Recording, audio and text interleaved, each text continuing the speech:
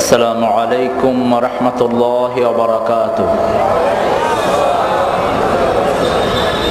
এখানে আসার তৌফিক দিয়েছেন কে? সবখানে প্রশংসা করব কার? মানুষের ঘর ভাঙার সময় প্রশংসা করব কার?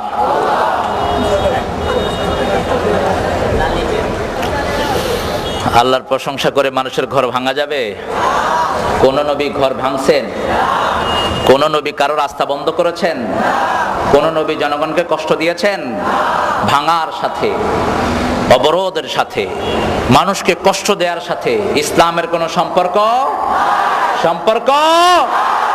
অতএব আমরা নবীদের আন্দোলন করব। রাজি আছেন আপনারা সবাই? নবীরা যা করেছেন তা করব, সবাই রাজি আছেন? বাংলাদেশ মেরুকরণ হচ্ছে, একটা গ্রুপ চলে যাচ্ছে তৌহিদের পক্ষে, আরেকটা তৌহিদের বিপক্ষে। একটা গ্রুপ শিরকের পক্ষে, আরেকটা গ্রুপ শিরকের বিপক্ষে। একটা গ্রুপ কোরআনের পক্ষে, আরেকটা গ্রুপ কোরআনের বিপক্ষে। একটা গ্রুপ ইবলিসের দলে, আরেক গ্রুপ আদমের দলে। একটা গ্রুপ ফেরাউনের দলে, আরেকটা গ্রুপ মুসার দলে।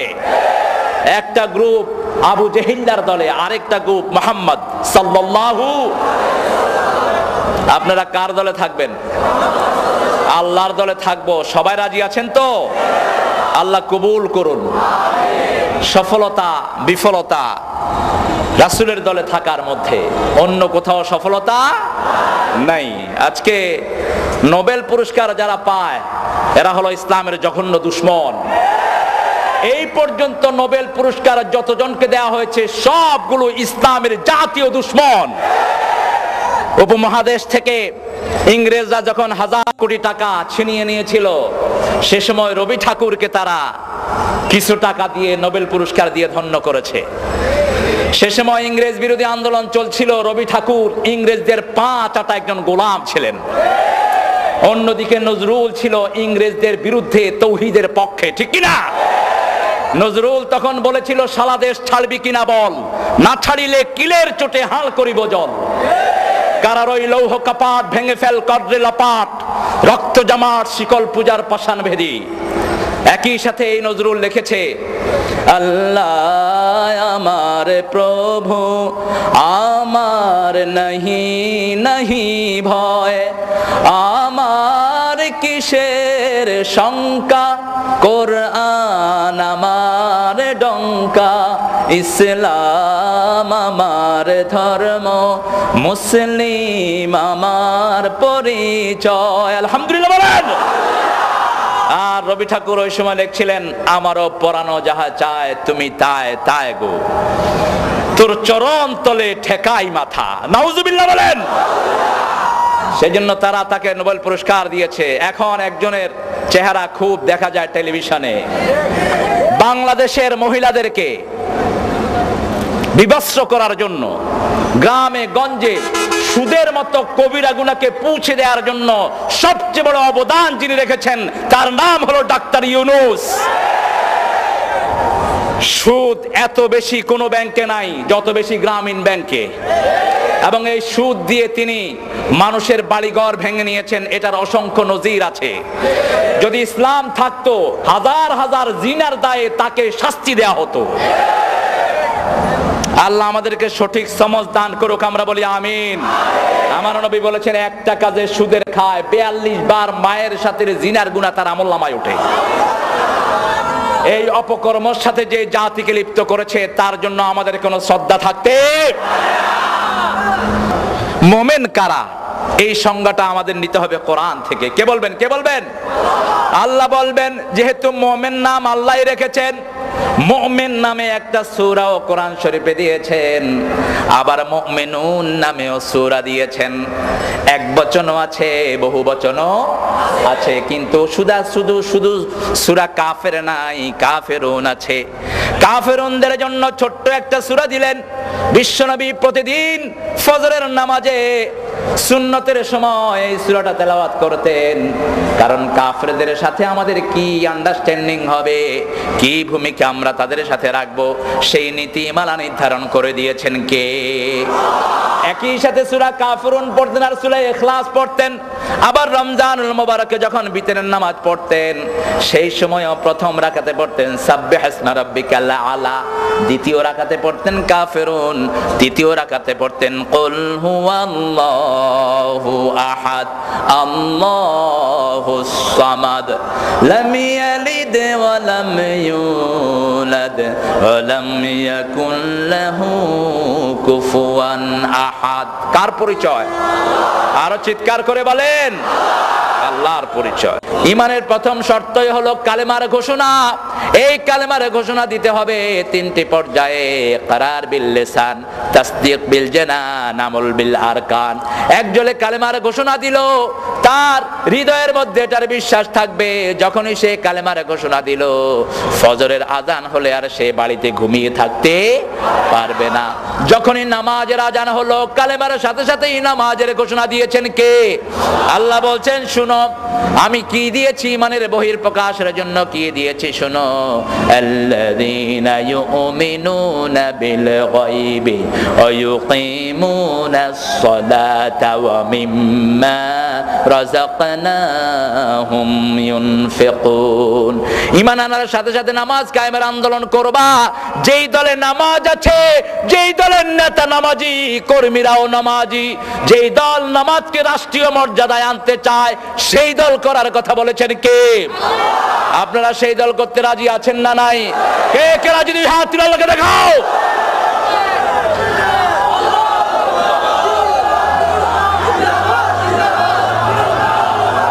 আবার বাংলাদেশে দেখবেন কিছু নেতা আছে নামাজ পড়তে পারে না, আছে না নাই?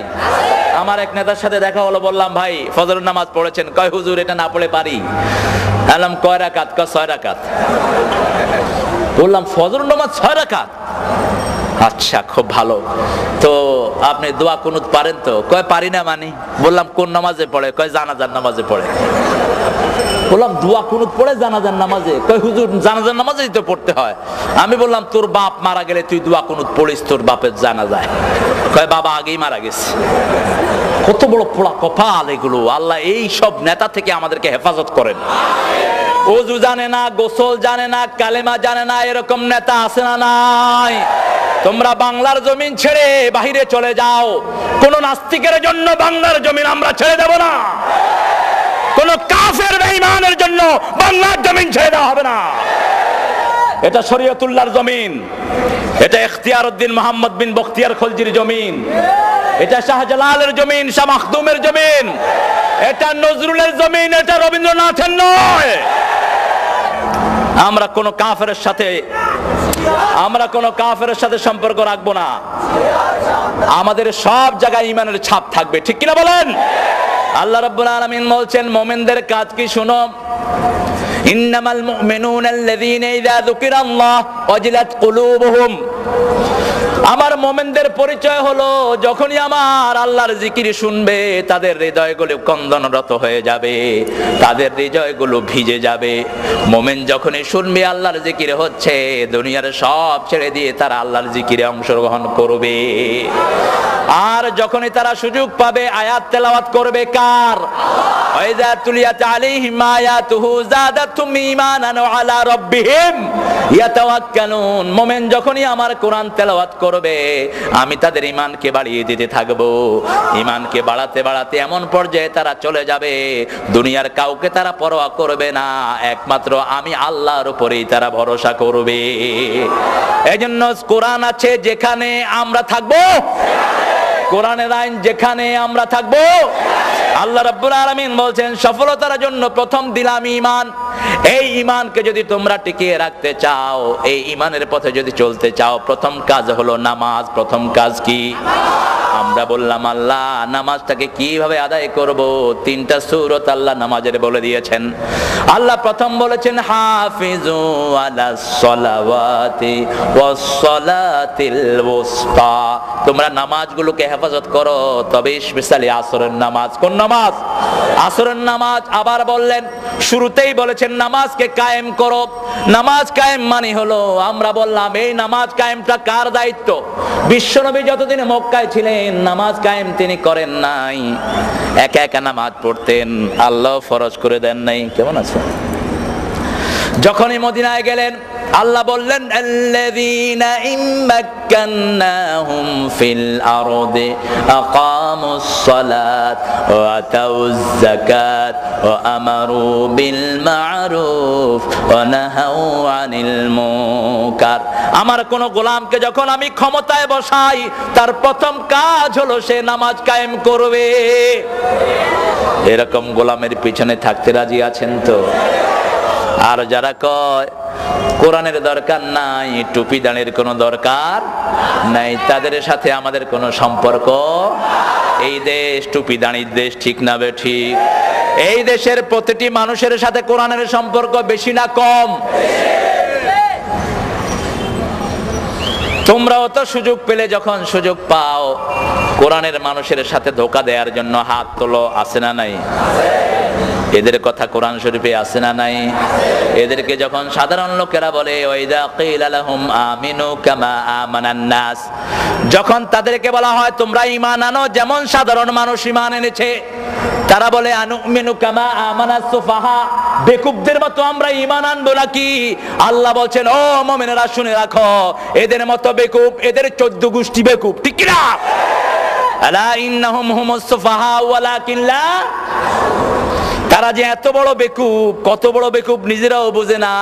অল্প দিনের দুনিয়া দিয়ে আখিরাতকে নষ্ট করে, আর আমরা অল্প দিনের দুনিয়া দিয়ে চিরস্থায়ী আখিরাতকে আমরা গড়ে নেই। ওরা যখন কোনো মিছিলে আসে, মিটিং এ আসে, মানুষকে বলে ও মানুষেরা শুনো, মানুষকে বলে আমরা তো আসলে মুমিন, আমিনান নাসি মান ইয়াকুলু আমান্না বিল্লাহি ওয়া বিল ইয়াউমিল আখির ওয়া মা হুম বিমুমিনিন। কার কথা? আল্লাহ বলছেন এরা বলে আমরা মুমিন, আমরা আখিরাতের উপর ঈমান এনেছি। আল্লাহ বলেন খবরদার, এরা কিন্তু মুমিন না।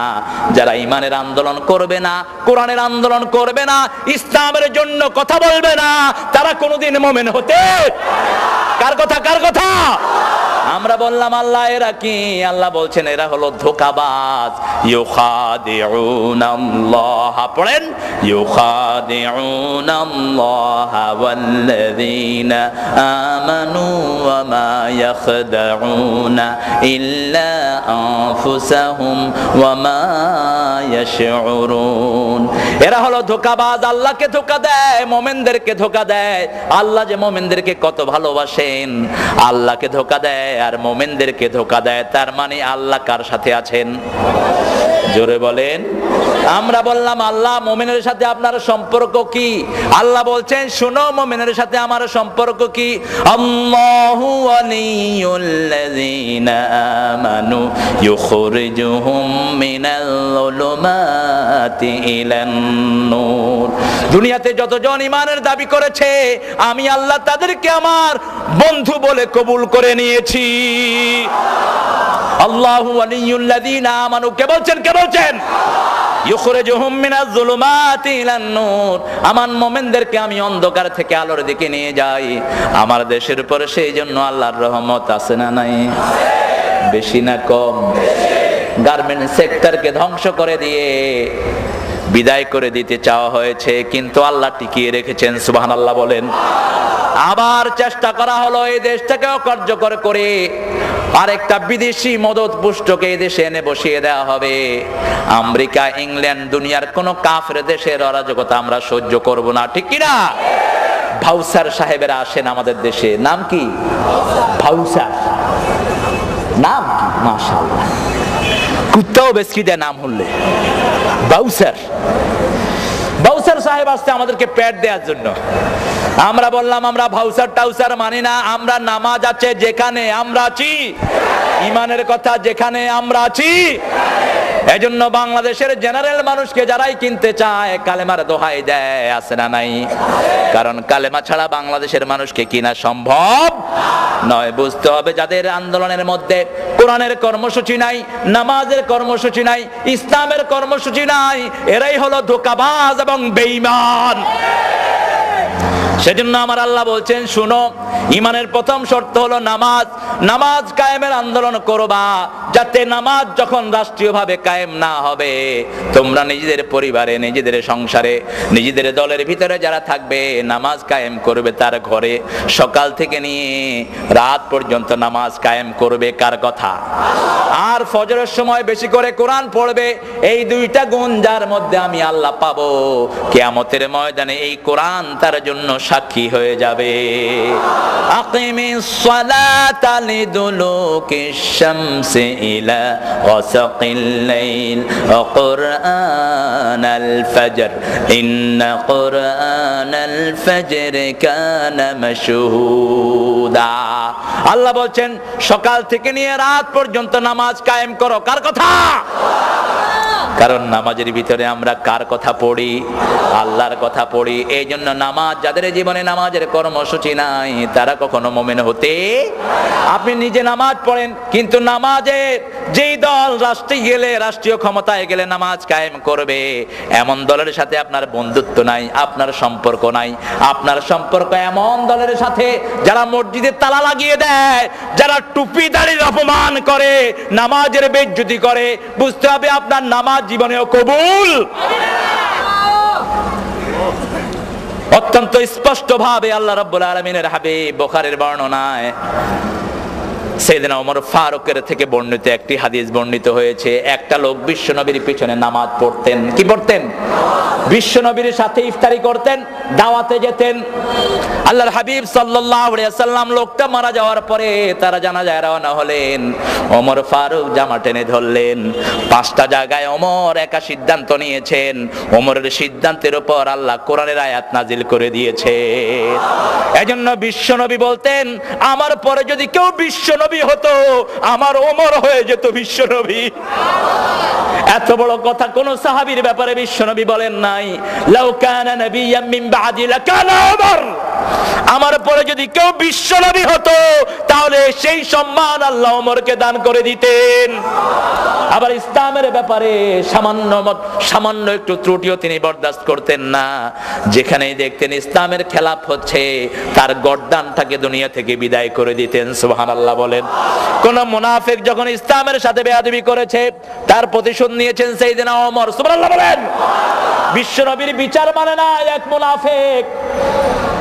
আল্লাহর হাবিবের বিচার না মেনে আবু বকরের কাছে গেলেন। তিনি বললেন, আমি এই বিচার ফয়সালা করতে পারবো না, কারণ বিশ্বনবীর উপরে বিচার ফয়সালা করার আর কারো দুনিয়াতে ক্ষমতা। লোকটা চলে গেলেন সাইয়েদনা ওমর ফারুক রাদিয়াল্লাহু আনহুর বাড়িতে গিয়ে বললেন, আমি সানি করাইতে আসছি। ওমর ফারুক রাদিয়াল্লাহু আনহু বললেন, তাহলে প্রথম বিচার কে করেছেন? ওই লোকটা বলল, প্রথম বিচার করেছেন মুহাম্মদ সাল্লাল্লাহু।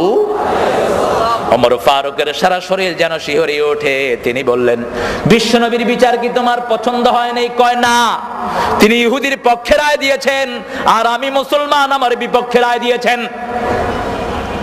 এবার আবার জিজ্ঞেস করলেন, তোমার কি বিশ্বনবীর ফয়সালাটা পছন্দ হয় নাই? কয় না।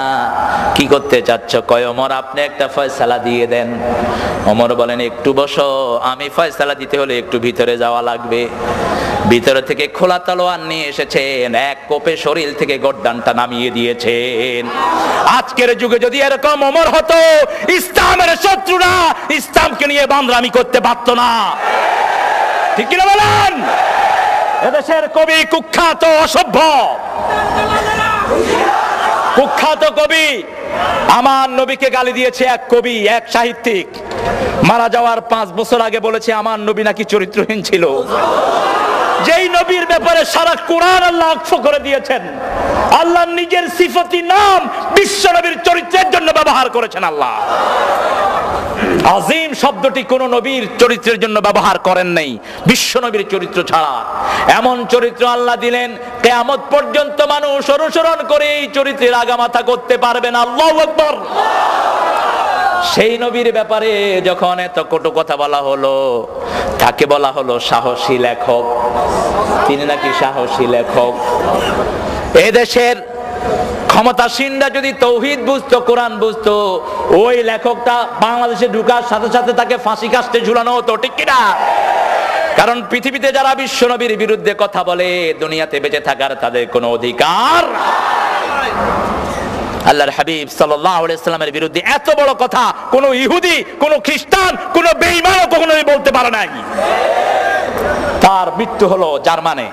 লোকটার নাম জানেন তো আপনারা? কি নাম? অজাত। আমি গত রমজানে আমার প্রোগ্রাম ছিল ইংল্যান্ডে, সেখানে এই যে রমজানটা গেল 15, তো ওই রমজানে একটা প্রোগ্রাম ছিল ইংল্যান্ডে, ইউরোপিয়ান সব মসজিদের ইমাম যারা মসজিদ কন্ট্রোল করেন এদের। তো জার্মান থেকে যারা এসেছে আমি তাদেরকে জিজ্ঞেস করলাম, how did he die? This atheist, এই নাস্তিকটা কেমনে মারা গেছে? তো তারা বললো যে হি ড্রাগ ভাইগ্রা। ভাইগ্রা একটা মদ আছে যেটা খেলে শরীর গরম হয়। এখন গরম হওয়ার জন্য শরীরে ওই তাপ সহ্য করার ক্ষমতা থাকার দরকার আছে না নাই? জোয়ান বয়সে যেটা খাইবে সেটা খেয়ালেছে বুড়া বয়সে। এই গরমের উপরে গরম গেছে পরে এখন পার্স তো আর গরম হয় না, ভিতরে যেটা ছিল সব শেষ। গরম হওয়ার জন্য খায়া এমন গরম হয়েছে, গরমের ছোটে ফুটুস মরে পড়েছিল হোটেলের ভিতরে। এরপরে ঢাকা বিশ্ববিদ্যালয়ের মসজিদের ইমাম সাহেবকে ফোন করা হলো যে লাশ আসতেছে, হুজুর আপনাকে জানাজা পড়াইতে হইবে। হুজুর যখন টের পেলেন যে লাশ আসতেছে, হুজুর গিয়ে উঠছেন বাড়ি। এরা ফোন করলো তার বন্ধুরা, সাহসী লেখক বলে যারা তারে পরিচয় দিয়েছেন, একটা লোক ইন্না লিল্লাহ পর্যন্ত পড়ে নেই বেয়াদবের জন্য। এরপরে যখন আসলো লাশ, হুজুর বাড়ি চলে গেছেন, বরিশালের সোজা সরল মানুষ। কয় হুজুর আপনি কই? কয় মুই বাড়ি আইছি বুঝছো। কয় আপনি বাড়ি গেছেন মানে? কয় মোর অসুখ হইছে বুঝছো। তো কি অসুখ হয়েছে হেই আমার আল্লাহ জানে। কার কি অসুখ হয় এটা তো আল্লাহই জানে। আলহামদুলিল্লাহ বলেন। আমাদের সমাজের ইমামরা হলো সবচেয়ে নির্যাতিত, সবচেয়ে সরল, ঠিক কিনা বলেন? আমাদের দেশের ইমামদের মর্যাদা যদি আমরা ইমামের মর্যাদায় দিতে পারতাম, বাংলাদেশে ইসলামের অবস্থা আরো অনেক ভালো হয়ে যেত। ব্যক্তিত্ব সম্পন্ন কিছু ইমাম এখনো আল্লাহর জমিনে আছে না নাই? জানাজার জন্য গোসল হয়েছে কিনা আল্লাহ ভালো জানে, কারণ গোসলটা দিবে কে? যা খাটলিয়া ধরছে সব কয়টা নাস্তিক আর বেনামাজি, ঠেলায় পড়ে জানাজার নামাজের আয়োজন। এরপরে মুয়াজ্জিন সাহেব ঘুমানো ছিল, মুয়াজ্জিন সাহেবেরা ডাইকা উঠাইছে, উঠ নামাজটা পড়। নামাজ পড়ানোর পরে ইমাম সাহেবরা ধরলো যে নামাজ পড়াইলি কেন? কয় কি পড়াইছি আমি জানি, এর আমার আল্লাহ জানে। বিশ্বনবী জানাজা পড়েন এক লোকের, কে পড়াইছেন? বিশ্বনবী। ওমর জামা টেনে ধরলেন, আল্লাহর হাবিব বললেন আখতানিনি আল্লাহ। ওমর বললেন ইয়া রাসূলুল্লাহ, এই লোকটারা জানাজা পড়ায়েন না। ওহুদের জিহাদে পিছন থেকে লোক নিয়ে ভেগে গেছে, কত বিভিন্ন ভাবে আপনাকে কত কষ্ট দিয়েছে, মুসলমানদের জাতীয় দুশমন ছিল এই লোক। আল্লাহর হাবিব বললেন আমার আল্লাহ তো আমাকে এখনো নিষেধ করেন নাই। বিশ্বনবী তারা জানাজায় দাঁড়ালেন, এত লম্বা দোয়া পড়লেন, নিজের মুখের লালা দিলেন তার মুখে, নিজের জামা মুবারক তার কাফনের জন্য দিলেন। আল্লাহ বললেন নবী, একবার না দুইবার না 70 বার যদি লাউ তাস্তাগফিরুনা 70 মাররা লান ইয়াগফিরাল্লাহু যুনুবা, যদি 70 বারও তার জন্য আপনি মাপ চান, আল্লাহ তার জীবনের গুনাহ মাফ করবে না। কারণ নামাজ পড়তো আপনার পিছে, সব করতো আপনার সাথে, কিন্তু তার নেতা ছিল মুশরিক। নেতা ছিল কে? তার দল ছিল কোরআন বিরোধী দল।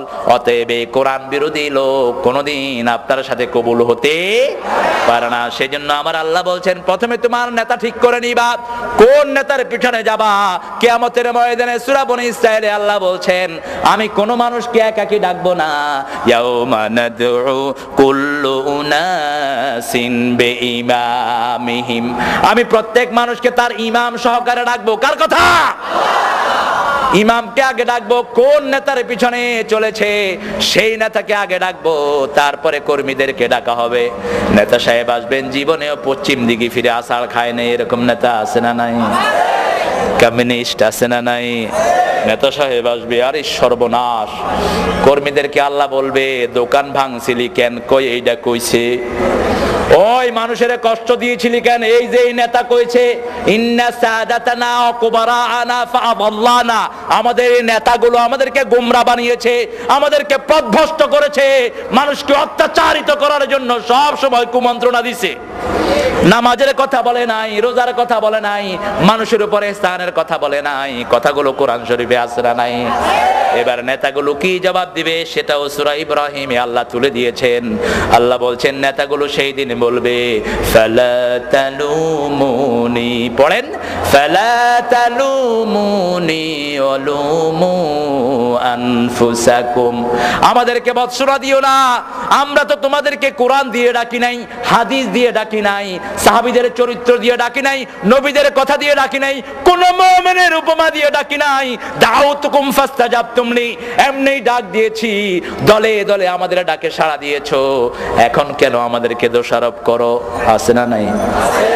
এবার কর্মীরাও হতাশ, নেতারাও হতাশ। এবার বলবে আল্লাহ যেহেতু জাহান্নামে যেতেই হবে, রব্বানা, পড়েন রব্বানা আরিনাল্লাযাইনি আদাল্লানা মিনাল জিন্নি ওয়াল ইনস নাজআলহুমা তাহতা আকদামিনা লিয়াকুনা মিনাল আসফালিন।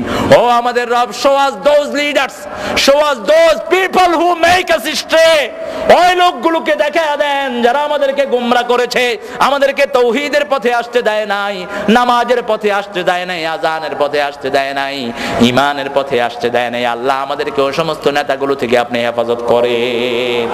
সেজন্য নামাজ আছে যেখানে আমরা থাকবো, 5 ওয়াক্ত নামাজ কোনোদিন ছেড়ে দেব না। রাজি আছেন তো? কারা কারা একটু আল্লাহকে দেখান, বলেন হে আল্লাহ, জীবনে আর কোনোদিন 5 ওয়াক্ত নামাজ, ফরজ রোজা, ফরজ পর্দা, ফরজ ওজনে সঠিক দেয়া ছেড়ে দেব না। আমিন ইয়া রাব্বাল আলামিন। আমাদের মিছিলগুলোতে তাকবীর থাকবে কার? আরো জোরে বলেন কার? কারণ নামাজে যেটা সমাজেও ও নামাজি,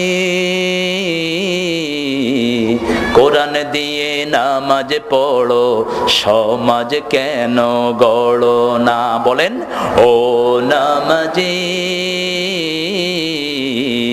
কোরআন দিয়ে নামাজ পড়ো, সমাজ কেন গড়ো না? সমাজের কথা এই কোরআনে আছে না নাই? 5 ওয়াক্ত নামাজ এমন ভাবে আল্লাহ সেট করেছেন, 1 ঘন্টার জন্য যেন আপনি বাহির হয়ে না যান। আবার বিশ্বনবী সুসংবাদ দিয়েছেন, ফজরের নামাজ পড়ে যখন যোহর পড়তে যান, মধ্যখানে যেই গুনাহগুলো হয়েছে ওযু করার সাথে সাথে হাতের গুনাহ আল্লাহ মাফ করে দেয়। মুখে পানি দেওয়ার সাথে মুখের গুনাহ মাফ হয়ে যায়, পায়ে পানি পড়ার সাথে সাথে পায়ের গুনাহ মাফ হয়ে যায়। আবার 1 জুমা পড়লেন আর 1 জুমা পর্যন্ত গুনাহগুলো কাফফারা হয়ে যায়। এই অবস্থায় যদি আপনি তওবা করেন, একদম মাসুম করে আল্লাহ বের করে দেয়। সেজন্য বিশ্বনবী বলেছেন 5 ওয়াক্ত নামাজ হলো ওই নদীর মতো, একটা বাড়ির সামনে দিয়ে যদি একটা নদী প্রবাহিত হয়, সেই নদীতে যদি কেউ 5 বার গোসল করে তার গায়ে কোনো ময়লা থাকবে? একবার গোসল করলেই তো ময়লা পরিষ্কার। ফজর দিলেন, ফজরের একটু পরে দিলেন যোহর, যোহরের একটু পরে আসর, আসরের একটু পরে মাগরিব, মাগরিবের পরে শাসরা নাই, এমন ভাবে সাজিয়ে দিলেন। ঘুমাইয়া কাজা করেছো ফজর, তখনও জাগনি, যখন যোহর, হেলায় খেলায় কেটেছে আসর, মাগরিবের ওই শুনিয়া যান, এখনো জামাতে হওরে শামিল, এখনো এসাতে আছে স্থান, বাজিছে দামামা বাদরে আমামা, শির উঁচু করি মুসলমান, দাওয়াত এসেছে নয়া জামানার, ভাঙা কেল্লায় উড়ে নিশান। আলহামদুলিল্লাহ বলেন। আমাদের জীবন হলো নামাজ, জীবন আগে না নামাজ আগে?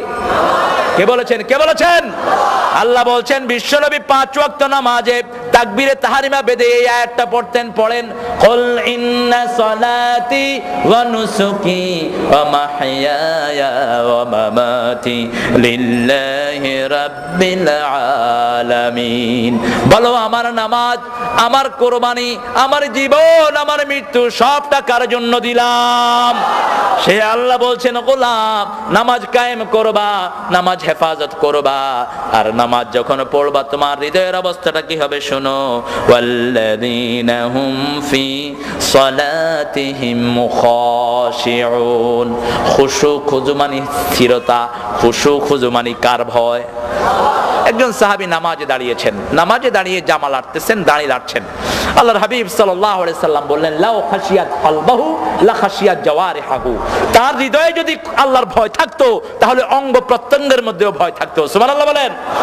সেজন্য নামাজের জন্য ভয় করব কাকে? সবখানে ভয় থাকবে কার? নাকি মানুষের, নাকি র্যাবের, নাকি বিডিআর, নাকি আমেরিকার বাঁদরদের? ভয় রাখবো কার? জীবন হলো ওয়ান টাইম, বারবার জীবনে পাবো না, একটাই জীবন, ইমানের উপরে থাকবো। রাজি আছেন না নাই? সেজন্য ইমানের রাস্তায় যত কষ্টই আসুক না আমরা সেই রাস্তা ছাড়বো না, কারণ দুনিয়াতে আমরা কেউ থাকতে আসি নেই। নামাজের সমাজ কায়েমের জন্য যত কষ্টের দরকার আমরা করতে রাজি আছি না নাই? নিজেরা নামাজ ছাড়বো না, নিজেরা মসজিদগুলো আবাদ করব। আল্লাহর হাবিব সাল্লাল্লাহু আলাইহি সাল্লামের মাধ্যমে আল্লাহ হাদিসে কুদসিতে বলছেন দুই প্রকার লোকের জন্য এই দুনিয়াটাকে আমি টিকিয়ে রাখি, এক হলো আমিরুনাল মাসাজিদ, আর দ্বিতীয় হলো মুস্তাগফিরিনা বিল আসহার, যারা মসজিদকে আবাদ করে আর যারা শেষ রাতে তাহাজ্জুদের সময় উঠে গুনগুন করে গুনার জন্য আল্লাহর কাছে কাঁদে। আল্লাহ এই দুই দলের মধ্যে আমাদেরকে শামিল করে দেন। আল্লাহ বলেও দিয়েছেন শুনো আমার মুমিনের কাজ শুনো, ইন্নামা ইয়া'মুরু মাসাজিদাল্লাহি মান আমানা বিল্লাহ, যারা ঈমান এনেছে তারা মসজিদ আবাদ করবে। কে বলছেন? মসজিদের জন্য আমাদের মহাব্বত আছে না নাই? বিশ্বনবী বললেন কলিজার টান যদি মসজিদের সাথে থাকে, কলবুহু মুআল্লাকুন ফিল মাসাজিদ সাবআতুন ইয়াযিল্লুহুমুল্লাহু ইয়াওমা লা যিল্লা ইল্লা যিল্লু, ইমামুন আদিলুন শাবুন নাশা ফি ইবাদাতিল্লাহি আযজা ওয়া জাল, রাজুলুন কলবুহু মুআল্লাকুন ফিল মাসাজিদ। বুখারী মুসলিমের হাদিস। কোরআনের পরে যে হাদিসের মর্যাদা, সেই হাদিসে আবু হুরায়রার বর্ণনায় বিশ্বনবী বলছেন 7 ব্যক্তিকে আল্লাহ আরশের ছায়াতলে ছায়া দিবেন, আল্লাহ আমাদেরকে সেখানে জায়গা করে দিয়েন। এর মধ্যে প্রথম হলো ইমামুন আদিল, ইনসাফগার ইমাম। 2 নম্বর হলো যেই যুবক যৌবন বয়সে আল্লাহর ইবাদত করে, আর 3 নম্বর হলো যার কলিজাটা মসজিদের সাথে ঝুলে থাকে। সুবহানাল্লাহ বলেন। যখন যেখানেই থাকুক আযান হলে সবার আগে কি? সবার আগে কি? আরো জোরে বলেন। সবার আগে নামাজ। আমাদের জাতীয় কবি বেচারার জন্য আমি দোয়া করি, নিজে খুব ভালো নামাজি ছিলেন না, কিন্তু মসজিদের জন্য তার হৃদয় আছে না নাই? আল্লাহর কাছে বললেন আল্লাহ খুব বেশি নামাজে যেতে পারি নাই, কিন্তু যেই দিন আমি দুনিয়া থেকে বিদায় নেব আমার কবরটা যেন হয় মসজিদের পাশে। মসজিদের পাশে আমার কবর দিও ভাই, যেন গোরে হতেও মুয়াজ্জিনের আযান শুনতে পাই। আমার গোরের পাশে দিয়ে ভাই নামাজিরা যাবে, পবিত্র সেই পায়ের ধ্বনি এ বান্দা শুনতে পাবে। গোর আযাব থেকে গুনাহগার পাইবে রেহাই, মসজিদের পাশে আমার কবর দিও ভাই। মসজিদ কেন্দ্রিক কোন কবর হতে পারবে না। সব ইসলামের ইমামরা একযোগে বলেছেন কবর কেন্দ্রিক কোন মসজিদ হতে পারবে না। বিশাল এক সুফির কবর, সেই কবর পুরোটা জুড়ে আছে তার মাজার, চিকন একটা লাইন করে আপনি মসজিদ বানাইছেন, যেটা কিউটের মালিক করেছে এই মূর্খটা। এই জাতীয় মসজিদ ভেঙে মাটির সাথে মিশিয়ে দেন। কবর কেন্দ্রিক কোন মসজিদ হতে পারবে না। হ্যাঁ মসজিদ আছে, তার পাশে কবর হলে কোনো আপত্তি, যেমন মসজিদে নববীর পাশে বিশ্ব নবীর কবর আছে না নাই? বাইতুল মুকাদ্দাসের পাশে অনেক নবীর কবর আছে না নাই? সেটাতে কোনো দোষ নাই, কিন্তু কবর আগে না মসজিদ? কোনটা আগে? মসজিদ আগে। এটা যেন খেয়াল থাকে। আপনার শেখ একজন মারা গেছে, নামাজ নাই, রোজা নাই, সারা শরীর থেকে দুর্গন্ধ, কুত্তা পচা গন্ধ করে সারা শরীর থেকে। বিশাল আল্লাহর ওলি ছিলেন তিনি, ওলিয়া আলকা। খারাসের চেয়ে খারাপ এগুলো। খারাস তো একটা প্রাণী, আল্লাহ বলেছেন উলাইকা কাল আনআম বাল হুম আদাল। ঠিক কি বলেন? যেই খবিশের কাছে নামাজ নাই, রোজা নাই, পবিত্রতা নাই, তার সাথে ইসলামের কোনো সম্পর্ক? বিশ্বনবী এত পবিত্র ছিলেন, কোন বাচ্চার মাথায় হাত দিলে ওই মাথা থেকে আতরের ঘ্রাণ বেরোতো। ইমাম বুখারী বলছেন আলাইহি রাহমা, বিশ্বনবী হাতের তালুতে আতর দিতেন। আমরা তো এখানে দেই, আমরা কোথায় দেই? এখানে দেই। বিশ্বনবী এখানে দিতেন। কারো সন্তানের মাথায় হাত দিলে সবাই বুঝতো এই শিশুর মাথায় হাত দিয়েছেন মুহাম্মদ সাল্লাল্লাহু। নামাজ আছে যেখানে, পবিত্রতা সেখানে। তবে আমাদের সাথেও পবিত্রতা আছে না নাই? বিড়ি খাওয়া সুন্নত না নফল? বিড়ি আছে না নাই? বিড়ি সুগন্ধ না দুর্গন্ধ? বিড়িতে অপচয় আছে না নাই? বিড়ি যেটা খায় ওটা জামা নাড়া দিলেও জামার থেকে কিসের গন্ধ কয়? আবার পায়খানার ভিতরে বৈশা বিড়ি খায়, এরকম লোক আছে না নাই? আহারে, এই বিড়ির আবিষ্কারক হলো ইহুদির বাচ্চারা। পৃথিবীর সব অপকর্মের হোতা ইহুদি এবং মুশরিকের বাচ্চারা। আর ইসলামের জাতীয় দুশমন তারা কে বলেছেন? কে বলেছেন?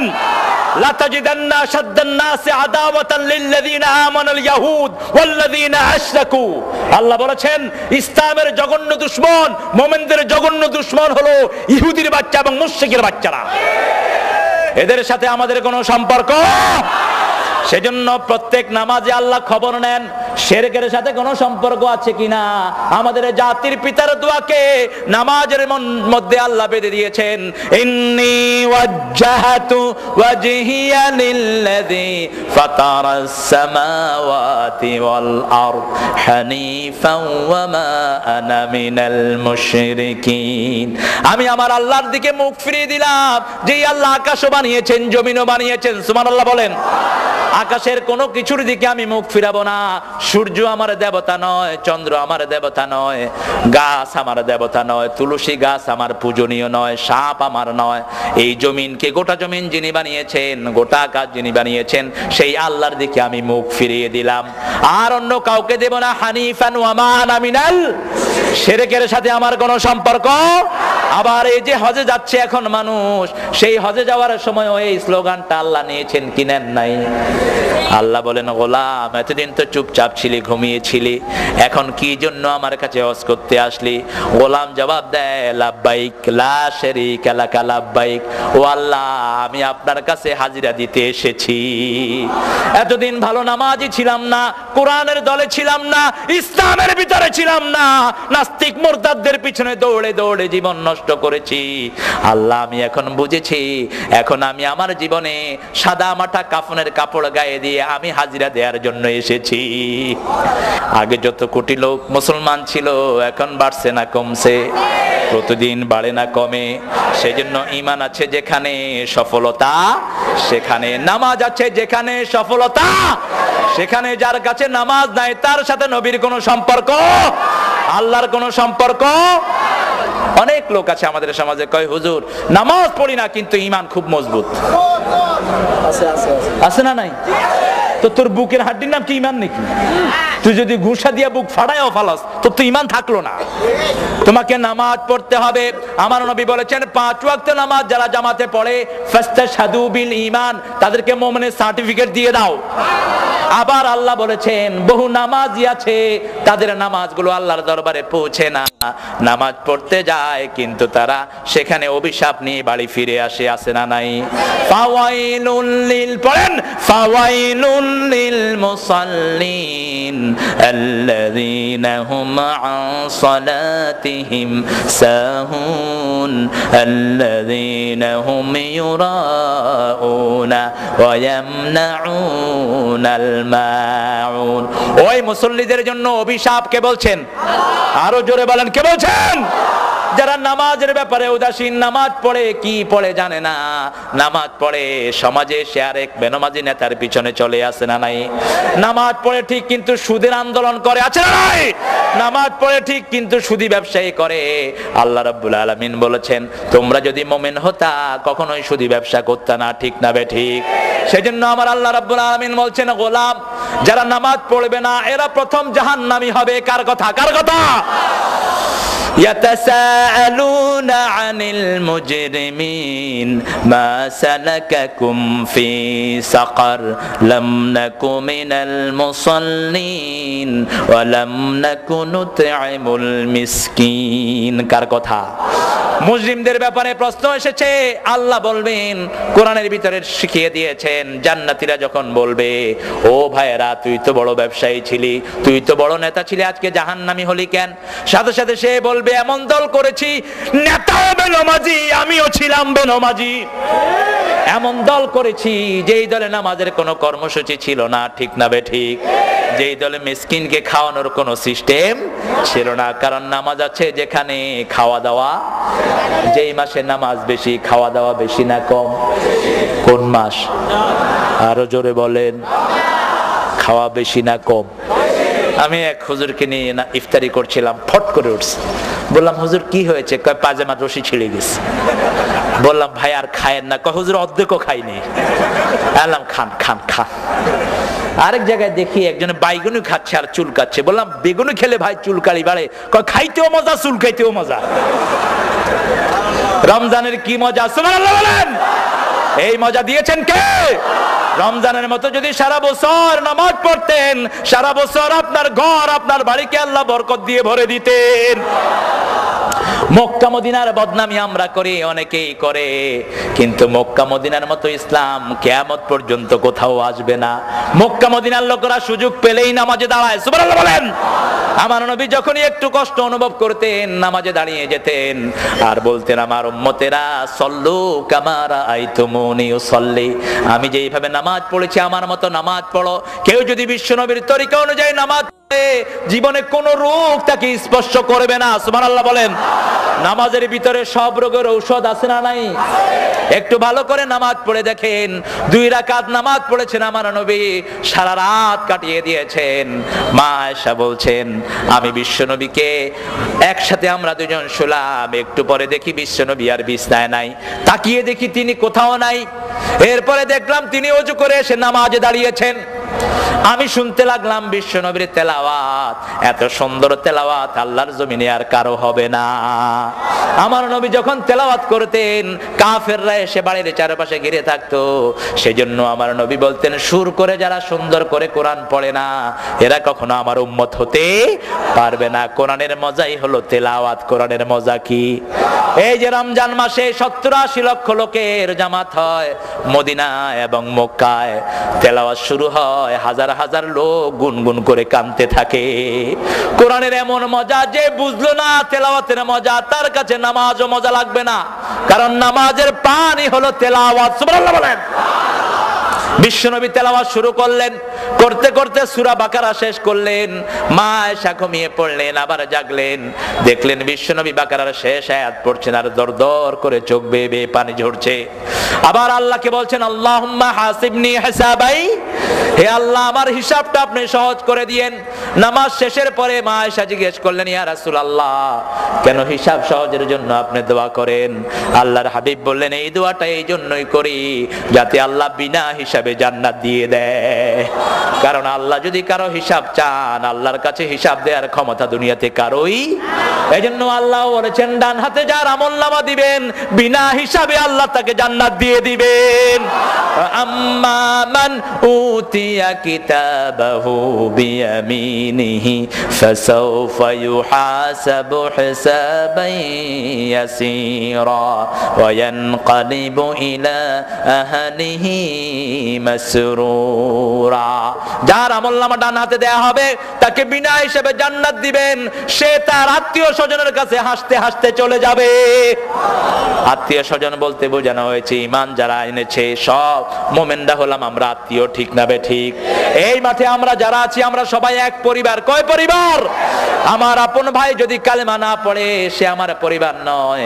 নবীর সন্তান যদি কালেমা না পড়ে আল্লাহ বলছেন লাইসা মিন আহলিক, লাইসা মিন আহলিক। যখন ডুবে যাচ্ছিল কেনান, সাইয়েদনা নূহ আলাইহিস সালাম বললেন ইন্না ইবনি মিন আহলি, হে আল্লাহ এটা আমার সন্তান, আমার পরিবারভুক্ত। আল্লাহ বললেন লাইসা মিন আহলিক, খবরদার বেঈমান সন্তানকে তোর পরিবারের বলে ঘোষণা দিতে পারবি না। যারা ঈমান এনেছে তারা একটা পরিবার। বিশ্বনবী নামাজ পড়া শুরু করলেন, মা আয়েশা বললেন সূরা বাকারা শেষ করলেন, আলে ইমরান শেষ করলেন, এরপরে বিশ্বনবী রুকুতে গেলেন, এতক্ষণ থাকলেন যতক্ষণ সূরা পড়লেন, এরপরে সিজদায় গেলেন। মা আয়েশা বলছেন জানান্তু হাত্তা কাবাদাত রূহাহু, আমার মনে হয়েছে সিজদায় বোধহয় আল্লাহর নবী দুনিয়া থেকে বিদায় নিয়েছেন। মা আয়েশা বলছেন আমি পায়ে চিমটি কাটলাম, বিশ্বনবী পা নাড়ালেন, তখন আমার মনে হলো বিশ্বনবী এখনো দুনিয়ায় জীবিত আছে। দুই রাকাত নামাজে প্রায় 6.5 পারা কোরআন পড়লেন। মুহাম্মদ সাল্লাল্লাহু সালাম ফিরানোর সময় মসজিদে নববী থেকে বেলালের আযান ভেসে আসলো। মা আয়েশা বলছেন আমি জায়নামাজে বসে দেখি আল্লাহর হাবিবের পা মোবারক ফেটে পানি এবং রক্ত বের হচ্ছে, সারা চোখ ভিজা, দাড়িগুলো ভিজা। বসে বললাম ইয়া রাসূলুল্লাহ সাল্লাল্লাহু আলাইহি ওয়াসাল্লাম গফিরা লাকা মা তাকাদ্দামা মিন যামবিকা ওয়া মা তাআখার। সূরা ফাতহের শুরুতে আল্লাহ বলছেন ও নবী আপনার জীবনের শুরু এবং শেষের সব গুনাহ আমি maaf করে দিয়েছি। কেন এত কষ্ট করে করে সারা রাত দাঁড়িয়ে আপনি নামাজ আদায় করেন? মুস্কি হেসে বিশ্বনবী বললেন আয়েশা রে, কত নেয়ামত দিয়ে আমার আল্লাহ আমার জীবনে ভরে দিয়েছে। আফালা কুনু আবদান শাকুর, আমি কি সেই আল্লাহর কৃতজ্ঞ বর্ণনা করব না? সেই আল্লাহর প্রশংসা কি আমি করব না? আল্লাহর প্রশংসার জন্য এইভাবে আমি নামাজ আদায় করি। সুবহানাল্লাহ বলেন। যেই রাতে বিশ্বনবী 2 রাকাত নামাজ পড়তেন, যোহরের পরে 6 রাকাত পড়ে 8 রাকাত মিলিয়ে দিতেন, কারণ বিশ্বনবীর উপরে তাহাজ্জুদের নামাজ ফরজ করে দিয়েছেন কে? এইজন্য নামাজ যারা পড়েছে তাদেরকে সফল করে দিবেন কে? 2 নম্বর সফলতার জন্য আল্লাহ বলছেন শুনো, প্রথম হলো নামাজ। এইজন্য জীবন যাবে কিন্তু নামাজ ছেড়ে দেব না। রাজি আছেন না নাই? যে কোনো অভাব হলে নামাজে দাঁড়ান, অভাব দূর করে দিবেন কে? কত সুন্দর কথা আল্লাহ বলছেন দেখেন, অমিম্মা রাযাকনাহুম, একই আয়াতের ভিতরে 3টা কথা। ঈমান আনো, নামাজ কায়েম করো, পয়সা খরচ করো। পকেটে যদি পয়সা না থাকে খরচ করবেন কেমনে? নামাজ কায়েম করলে পকেটটা পুরিয়ে দিবেন কে? পুরিয়ে দিলে খরচ করার যোগ্যতা আপনার হবে কি হবে না? বেলাল গরিব মানুষ ছিলেন, সেই বেলালকে বিশ্বনবী বলছেন আনফিক ইয়া বেলাল লা তাখশা মানজিলা আরশে ইকলালা, ও বেলাল তুমি বেশি করে আল্লাহর রাস্তায় দান করো, কারণ যত দান করবা আরশের মালিক তত তোমারে বাড়িয়ে দিবেন। এজন্য মুমিনের আশেপাশে কোনো গরিব থাকতে পারে না। আমরা নিজে যা খাবো প্রতিবেশীকে তা খাওয়াবো। রাজি আছেন না নাই?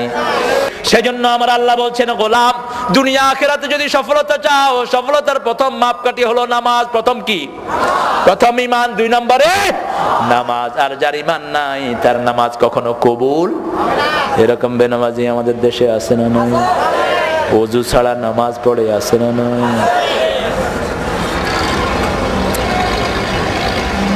এক এলাকায় নামাজ পড়ে কয়েকজন বড় বড় নেতা, নাম বলবো না আমি, তো বললাম ভাই আপনি তো নামাজ পড়লেন, ওযু করছেন? কয় হুজুর মুখ ধুইছি। মুখ ধুইলে ওযু হয়?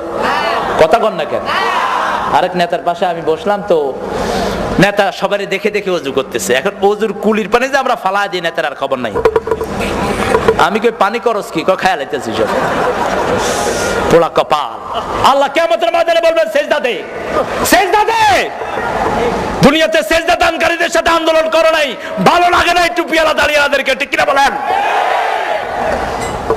দুনিয়াতে সেজদার বিরুদ্ধে, কোরআনের বিরুদ্ধে, ইসলামের বিরুদ্ধে অকথ্য ভাষায় যা আসছে মুখে তাই বলেছ। আজকে বলবে আমার জান্নাতে যেতে চাস একটা সেজদা দে, দুনিয়াতে যারা সেজদা দেয় না, আখিরাতে তারা সেজদা দিতে পারবে না। আর আমাদেরকে আল্লাহ রাব্বুল আলামিন বলবেন তোর সেজদা দিতে হবে না, কারণ তোর কপালেই আমি সেজদার চিহ্ন দিয়ে দিয়েছি। ফি উজুহিহিম মিন আসারিস সুজুদ, সুবহানাল্লাহ বলেন। মুমিনদের চেহারার মধ্যে সেজদার চিহ্ন আছে না নাই? আপনি যত কালোই হন সেজদার চিহ্ন দিয়ে দিবেন কে? আবার যেই মাটিতে সেজদা করেন ওই মাটি আপনার জন্য সাক্ষী দিবে। এই জন্য বিশ্বনবী যখন নফল পড়তেন একটু জায়গাটা পরিবর্তন করে নিতেন, একই জায়গায় টানা সুন্নত গুলো পড়তেন না, 2 রাকাত পড়ে একটু লড়ে চড়ে দাঁড়াতেন। কারণ যত জায়গায় মাটিতে সেজদা দিবে এই সব মাটিগুলো কিয়ামতের ময়দানে আপনার জন্য সাক্ষী হয়ে যাবে। সেজন্য সারা দুনিয়ার যেখানেই যাই, যে কোনো মসজিদে গেলে তাহিয়াতুল মসজিদ পড়তেন মুহাম্মদ সাল্লাল্লাহু। আমরা শুধু জুমার দিন পড়ি, আমরা মনে করি শুধু জুমার দিন পড়লেই হবে। তাহিয়াতুল ওযু শুধু জুমার দিন পড়ি, এটা শুধু জুমার দিনের নামাজ না। আপনি যখনই ওযু করেন তাহিয়াতুল ওযু পড়েন, বেলালের মতো আল্লাহ আপনার মর্যাদা বাড়িয়ে দিবে। সেজন্য সফলতা যেখানে নামাজ আছে সেখানে বেনামাজির সাথে সফলতার কোনো চিহ্ন। দুদিনের দুনিয়া, এই পৃথিবীতে যারা খুব নামের সাথে ছিল আজকে তাদের নাম উচ্চারণ করতেও মানুষ গজব ডাকে, ঠিক কিনা? কিছুদিন আগে পত্রিকা নিউজ এসেছে অভিশপ্ত কেনেডি পরিবারের শেষ চিহ্ন তো আর পৃথিবীতে থাকলো না। অভিশপ্ত Kennedy family, John F. Kennedy, he was the most famous president of United States of America. পৃথিবীর সবচেয়ে জনপ্রিয় প্রেসিডেন্ট ছিলেন তিনি আমেরিকার। কিন্তু অনেক জনপ্রিয় হওয়ার পরেও প্রকাশ্য দিবালোকে গুলি খেয়ে তাকে দুনিয়া থেকে বিদায় হতে হয়েছে, ঠিক কিনা? এখন পত্রিকায় যখন নিউজ হয় most cursed one, end of the Kennedy family, he has died. Kennedy পরিবারের শেষ অভিশপ্ত চিহ্ন থাকলো না। এই জন্য আমার ইসলামের উপর যদি কেউ আঘাত করে আমরা তাদেরকে সহ্য করব না, ঠিক কিনা বলেন? আমার নামাজের উপর, আমার মুসল্লির উপর যদি কেউ আঘাত করে, শামসুস শয়তানের জানাজায় দেশে হওয়া উচিত ছিল না। মৃত্যুর 10 বছর আগে সে বলেছিল মুয়াজ্জিন যখন ফজরে আজান দেয় আমার কানে বেশ্যার খদ্দরের ডাক ভেসে আসে। আমরা বলেছিলাম তুই যেটার সাথে থাকস সেটাই তুই শুনবি, ঠিক কিনা? আলমারু ইয়াকিসু আলা নাফসি, একজন মানুষ নিজের উপর অন্য কোন অনুমান করে। আপনি যখন ফজরের ওযু করতে যাবেন পুকুরের ওই ঘাটলায় যদি কেউ হাত দেয় আপনি বুঝবেন ওই পাড়েও আল্লাহর প্রিয় একজন নামাজি মুসল্লি আছে, ঠিক কিনা? আর যদি আপনি হন কাটা চোর, ওই পাশে মুসল্লি থাকলে আপনি কি ভাববেন? সেই লোকের জন্য কেন জানাজা হলো আমারে বুঝে আসে না। সারা জীবন তিনি ইসলামের বিরুদ্ধে কথা বলেছেন, ঠিক না বেঠি? মৃত্যুর আগে দিয়ে বলেছে আমি সবচেয়ে ঘৃণা করি মৌতকে, আর মৃত্যু আমাদের জন্য উপহার, মুমিনের জন্য মৃত্যু হাদিয়া। সুবহানাল্লাহ বলেন, বলেছেন মুহাম্মদ সাল্লাল্লাহু। এরপরে আল্লাহ বলেন কাদ আফলাহা মান যাক্কাহা, যে নিজেকে পরিশুদ্ধ করলো সে সফল হয়ে গেল। সুবহানাল্লাহ বলেন। এজন্য নামাজ আছে যেখানে সফলতা সেখানে, রোজা আছে যেখানে সফলতা, প্রদর্শন ইচ্ছা আছে যেখানে শিরক আছে। আমরা কার কাছে চাইবো? আমাদের আল্লাহই যথেষ্ট, ঠিক কিনা?